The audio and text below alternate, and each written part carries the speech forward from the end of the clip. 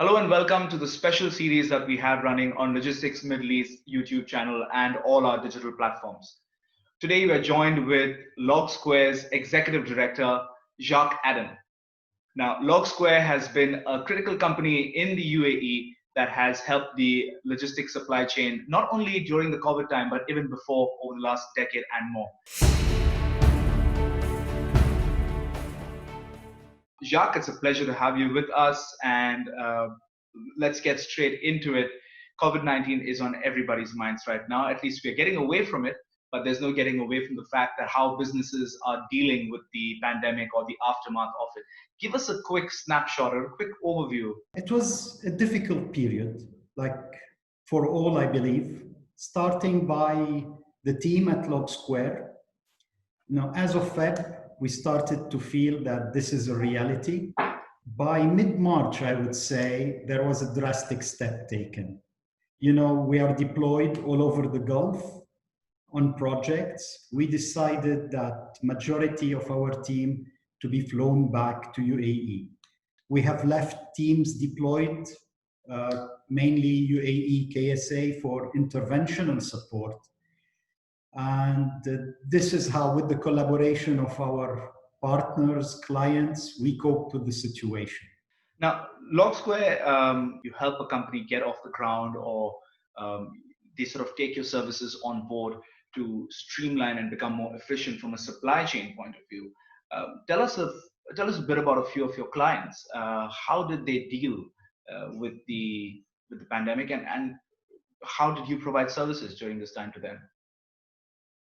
Well, I would say it varied between verticals, sectors. We have clients in several verticals. Retail was severely hit. Their operation were moderate or very slim during the pandemic, especially during the period where malls were closed. I would say majority of distribution networks remained active. Surprisingly, not surprisingly for us, but there was a boost in some activities. Okay. And mainly pharma, healthcare, and definitely food and e-com. I mean by food, e-grocery. We were all getting used to this new change during the pandemic of calling in, tapping on our phone, and getting deliveries all across. This has led that some of our services remained critical for many of our partners. So the teams, especially the maintenance, the support teams, had to remain full-time alert and deployed at all times. I want to talk about those businesses you said that had to scale down, mainly in the retail sector. Have you seen a pickup from their end? Have operations sort of changed from where they were to a bit more active now? Definitely, there was a surge. You could say as of May, as the country started opening up progressively, we could see that activity is up again. We did not come back to the levels that we had pre-pandemic, but we're doing much better.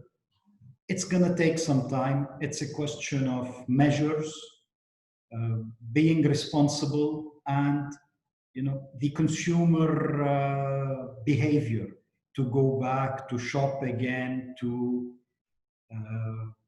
grow back that feeling that you want to resume life like you used to. Something to mention here, Nikhil, which was in the middle of the pandemic, and it was right after the first wave or the first shock. Many of our partners, or I would say clients and others, they were changing. We were receiving calls, guys, there is something, we've been hit hard, but we want to start this effort of, we want to resume, we want to make our operation more resilient, we want to mitigate the risks that we have. And this triggered on the other side something on our end. We started looking at the overall situation differently. Typically, you would chase greenfield projects or specific applications.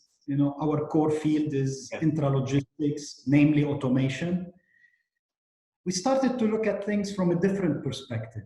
We looked at all the logistics service providers, and you could find that this sector has invested heavily, whether in different forms of hardware infrastructure, certain levels of technology. Some have even invested in warehouse automation. So, and everybody was entrenched in this drive to move towards technology, automation, and other. But on the other hand, we have to be realistic. We were hit by all of us. Yeah. And you cannot ask these, on the other, you would not expect these big budget investments are not going to be easy to come by. So we looked at ourselves as well. The perspective changed. What can we do? We have a track record. We are local. We are resourceful. Yeah. So we started tackling the issue differently. Our message is adapting the current infrastructure to be now more resilient, to mitigate risks. Well, we can't wait to hear those amazing wins and those amazing stories that come out of your operations and your partners' operations. We wish you all the best. Thank you so much for spending time and joining us virtually in this series of interviews that we have on Logistics Middle East. Thank you, Nikhil. Thank you. Have a nice day.